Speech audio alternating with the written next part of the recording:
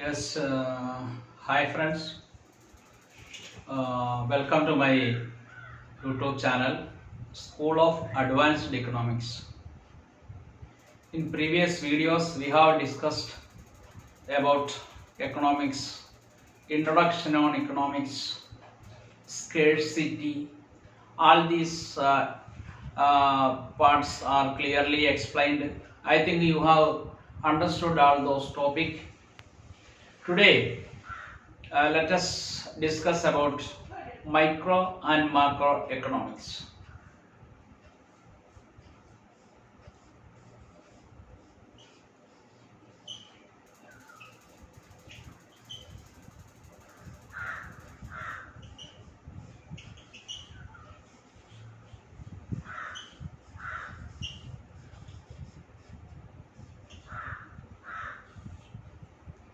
So micro and macro, these are the two branches of economics. So let us see, why these differentiation came, how it is separate, how macroeconomics became a separate branch of study in economics. All these things we are going to discuss in this video. See, let us first study about micro. The word micro is derived from the Greek word micros,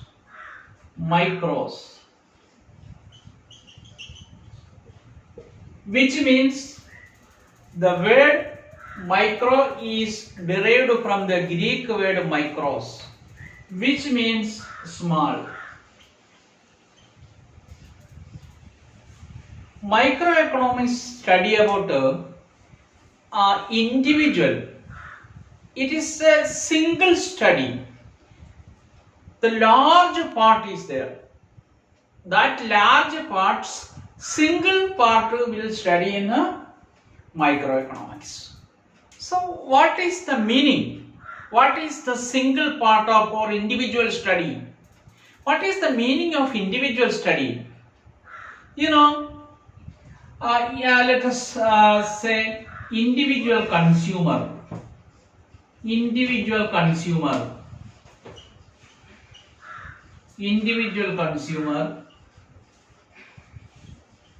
Second one we can say individual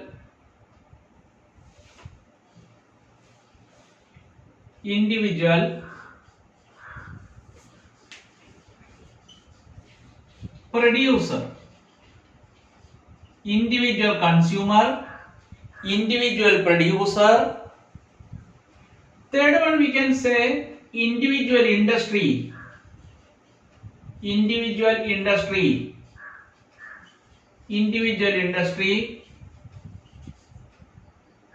Fourth one we can say individual market.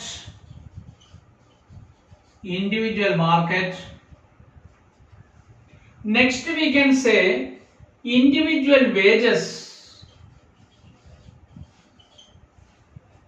Next we can say individual income.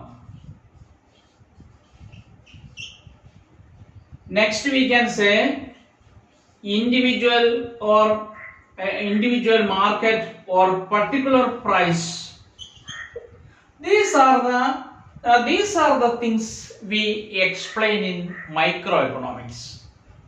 In microeconomics we study only a part of entire things. Means a large part is there, but in microeconomics we study a single part on the basis of individual consumer, individual producer, individual industry, individual market. So let us study detail about these things. So you understood that micro means an individual study, or we are studying a part of a whole thing. So let us see. First we are discussing about a consumer. First we are discussing about consumer, individual consumer. Consumer. You know, consumer is the most important economic unit in microeconomics.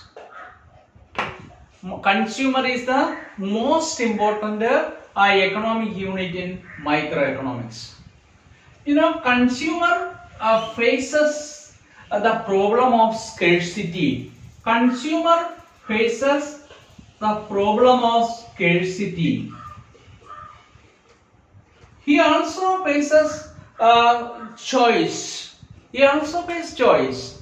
Consumer is one of the important part in microeconomics. You know, so there are several theories to study about the behavior of consumer.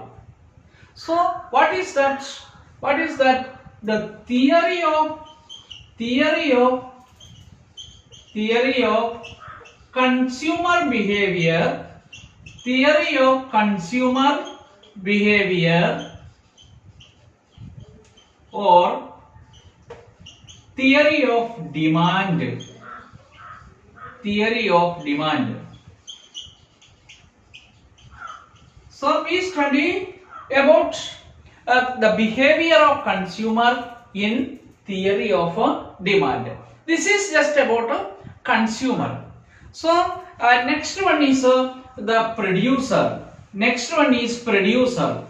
You know, producer also most important economic unit in microeconomics. Producer. So consumer. So what is we studied about consumer. Always, what is the aim of the consumer? The aim of the consumer is to maximize his satisfaction. We have studied about maximization. We studied about whoever the consumer it may be. He always wants to maximize his satisfaction. First one we studied about consumer. You know, consumer. Second one is we are going to study about producer. You know, producer.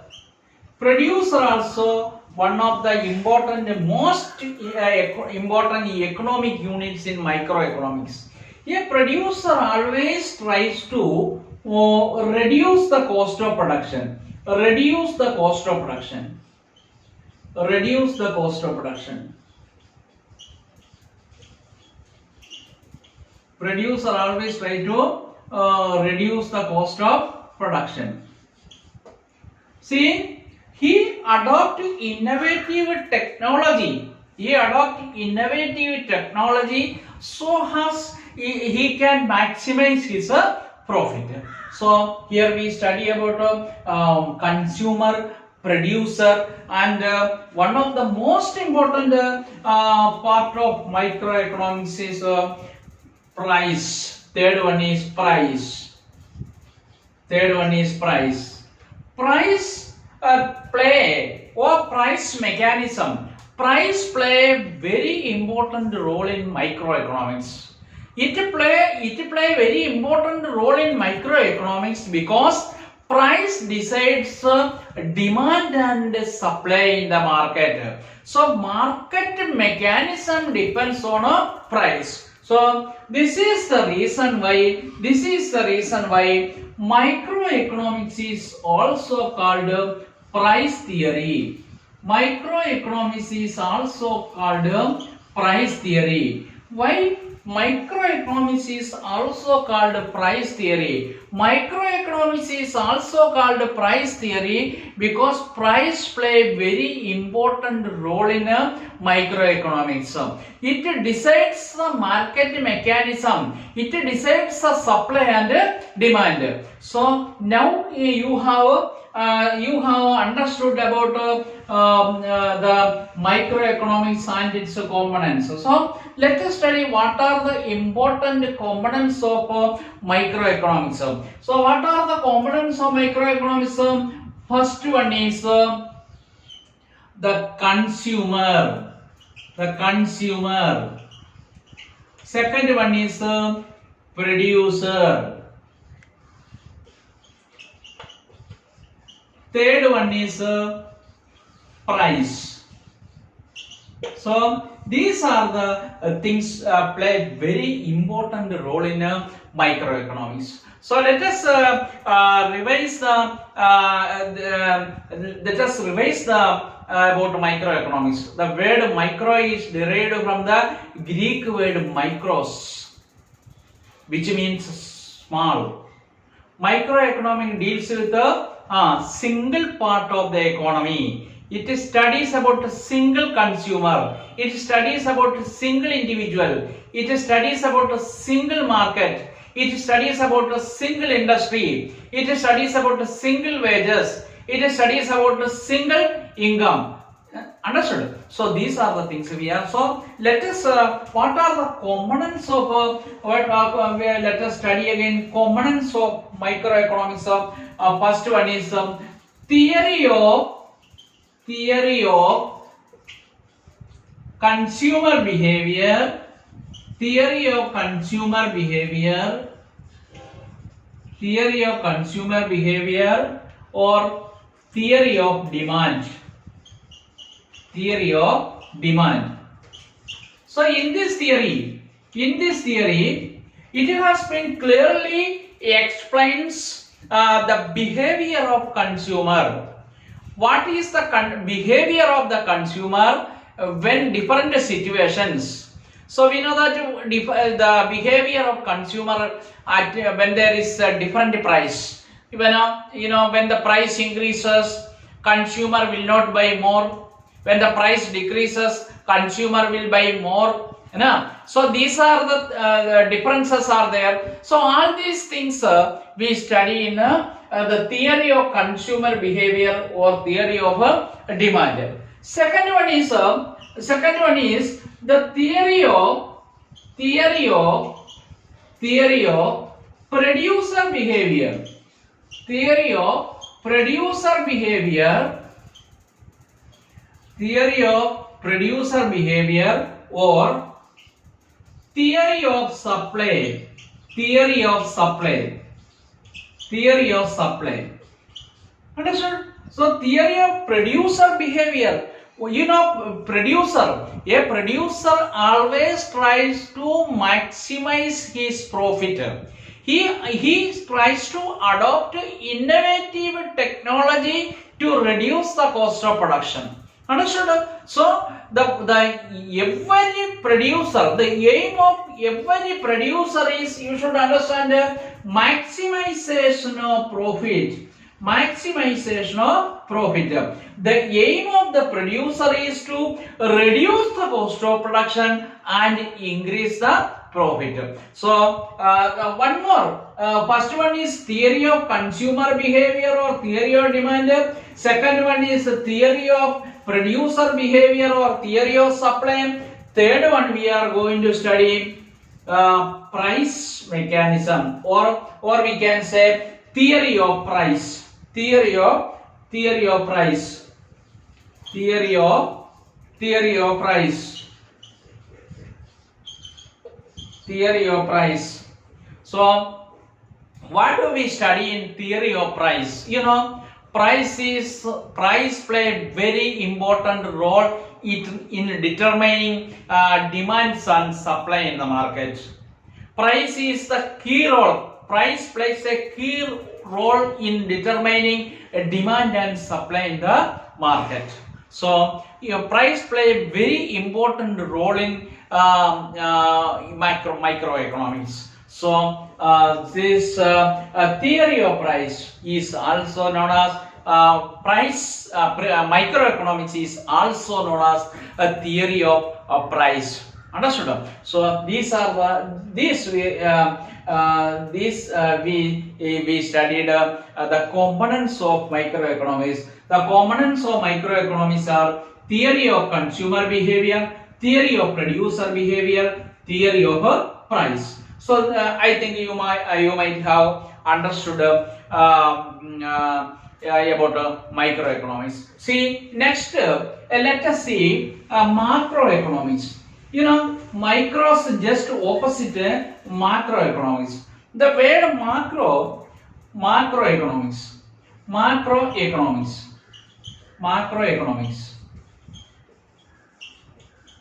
Macroeconomics.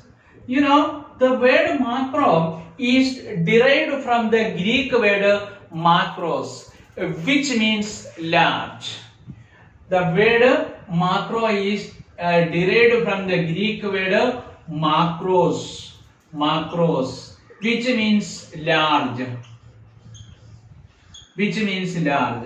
So, we know in macroeconomics we study the entire part of the economy, or we can say that in macroeconomics we study the entire economy or economy as a whole. So what we are things we studied in microeconomics, we studied about individual consumer, we studied individual industries, we studied individual market, we studied individual producer, we studied individual income, we studied individual wages, we studied individual price, we studied. In macroeconomics, it's that let us remove that individual. Let us remove the individual, and we can add economy as a whole. So economy as a whole means in macroeconomics we study economy as a whole. So you know, macroeconomics in macroeconomics we study whole thing, means total supply, total income, total production, total consumption, total employment, general price level. These are the things we study in macroeconomics. So when we studied about macroeconomics, when we study about the components of microeconomics, you know, macroeconomics also has its component. What are the components of macroeconomics? You know, macroeconomics is also called theory of income and employment. Don't forget, macroeconomics is also called theory of income and employment. We studied microeconomics is called theory of price, like macroeconomics is called theory of income and employment. So here let us study components of macroeconomics. Components of macroeconomics.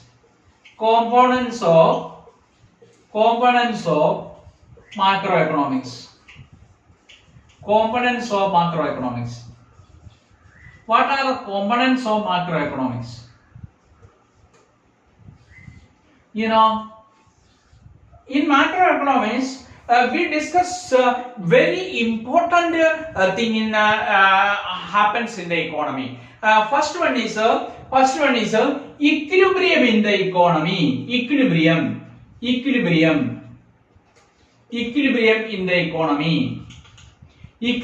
the economy. Second one is in macroeconomics. These are the components of macroeconomics.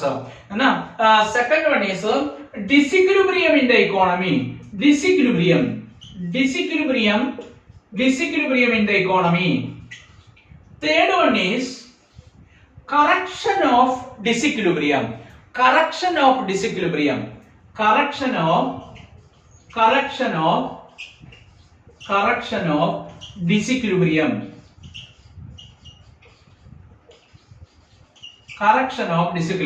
So these are the components of macroeconomics, important part of macroeconomics. So let us see what is the meaning of equilibrium. So you know, equilibrium is a state of balance.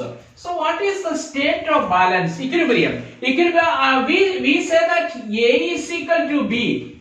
Open, we say that A is equal to B. Like equilibrium is a state of balance. See, here state of balance means in economic term, aggregative demand is equal to aggregative supply. This is the equilibrium point. So equilibrium is a state of rest. It is a state of rest. From there, producer do not want to go ahead because see now this is maximum satisfaction he got.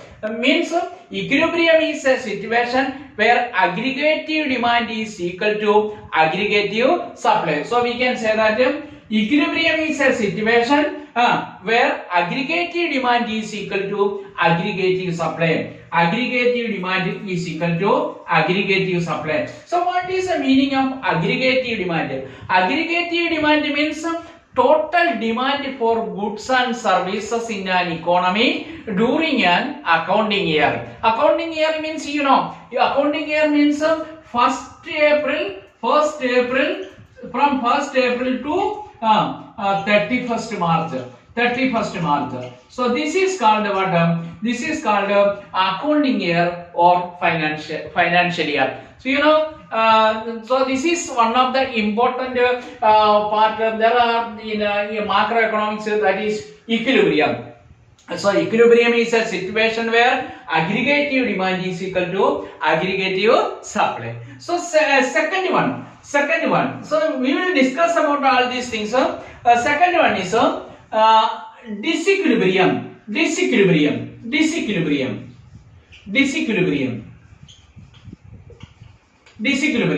So disequilibrium means it is not in a state of balance. Means for example we can say aggregative demand is not equal to aggregative supply. Aggregate, see, this corona season, this is pandemic situation. Many people are not having sufficient income to purchase the things. So aggregate supply is there, but aggregative demand not there. So see, this happens in either ways. How? Sometimes aggregated demand will not be there. Sometimes aggregative supply will not be there. This is a situation where aggregative demand is not equal to aggregative supply, or aggregative supply is not equal to aggregative demand. This situation is called disequilibrium in the economy, or we can say that aggregative demand is not equal to aggregative supply. Aggregative demand is not equal to aggregative supply. This is called disequilibrium in the economy. And the third one is correction of disequilibrium.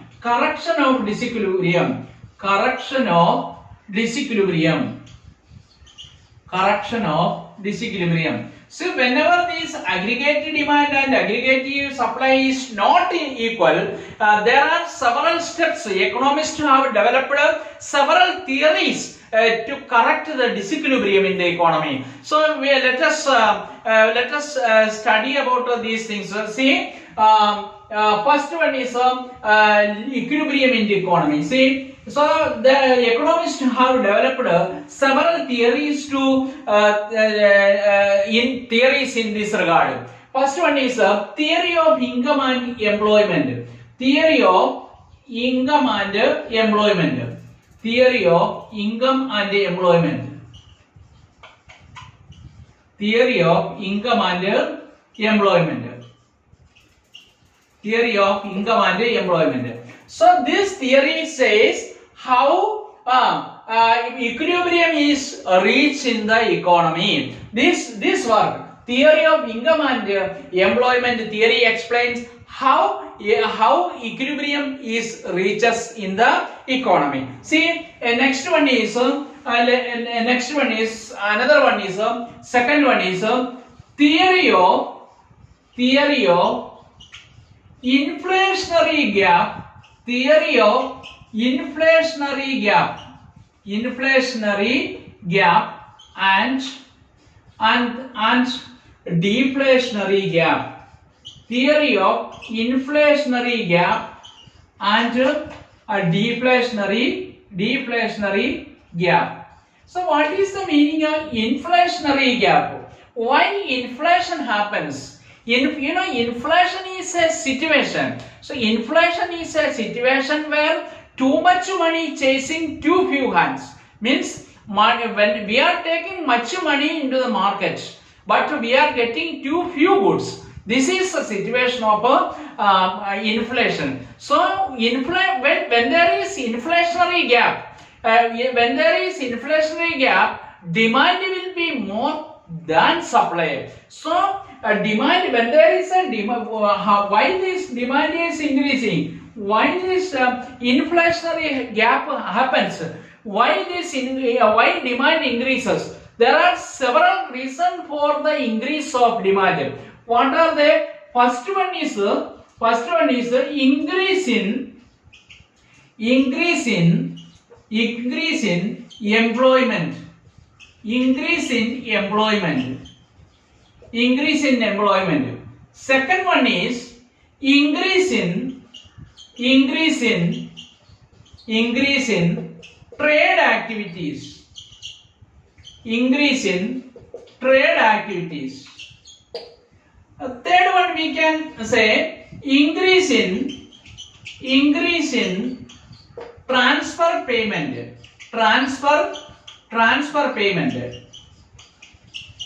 So when employment is increasing, people gets more and more money. Understood? So that people will come to the market and they will demand more goods. But we don't have more goods. We have goods only to supply to few people. But more and more people are coming to the market as their income is increased. So what will be the result? When more and more people come to the market, if corresponding goods and services are not provided, there is a chance of the increasing price. Understood? So this demand is increased. So how the demand increased? The demand is increased due to increase in employment, increase in trade activities, increase in transfer payment. So see, how government tackle this situation? How government control the situation of inflation? So how government will control the situation? First one is government will reduce the expenditure.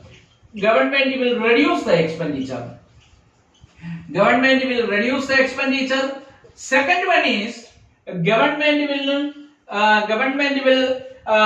increase the tax. Government increase the tax. Reduce the transfer payment.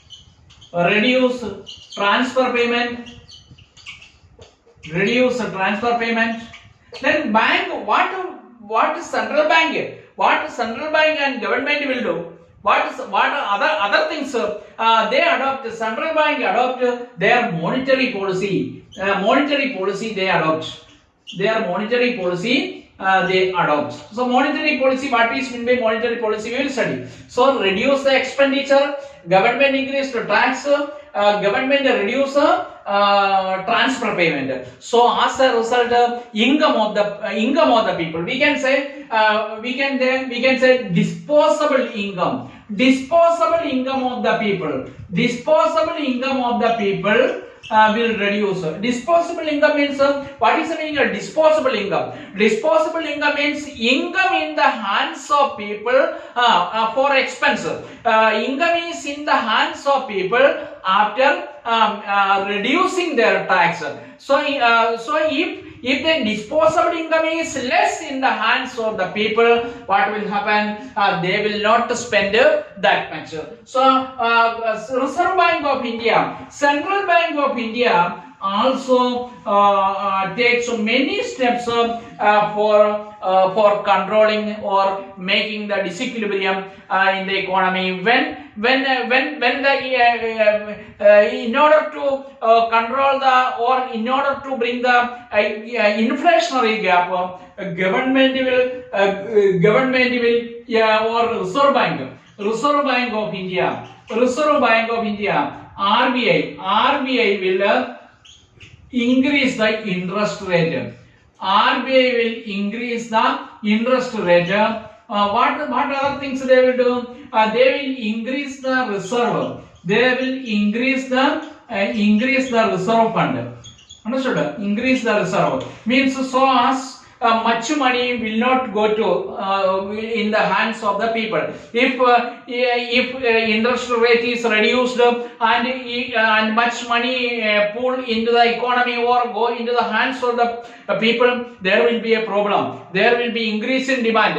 If because we already studied resources are always less in accordance with the demand. So in order to bring the demand and supply equal, because during inflationary gap demand will be more than supply. So to bring the situation in a state of balance, government and bank interfere in the economy and bring the situations under control. So we studied about inflationary gap. So inflationary gap we studied. This is also the common policy.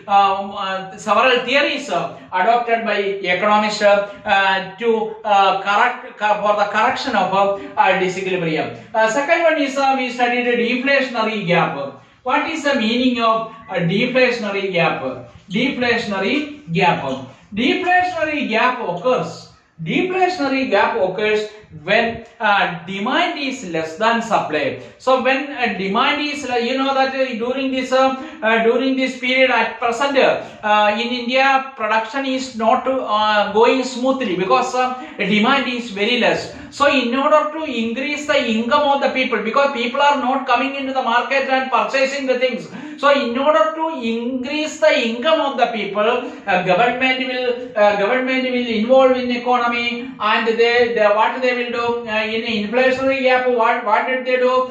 They reduce the expenditure. Here what they will do? They increase the expenditure. Government increase the expenditure. Government increase the expenditure.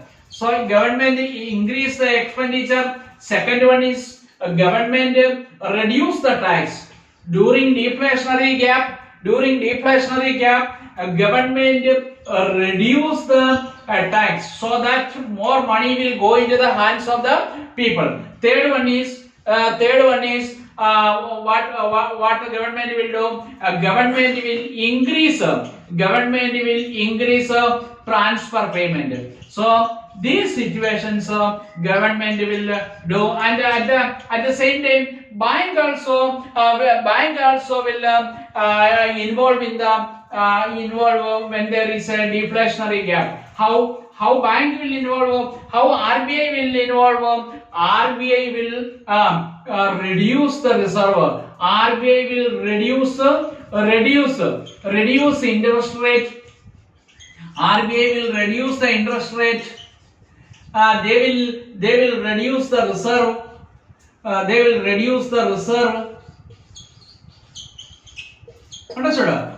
So these are the things are done by both government and bank to bring the situation of deflationary and inflationary situations under control. So my students, you might have understood and this topic. I will meet you again with another video. Thank you.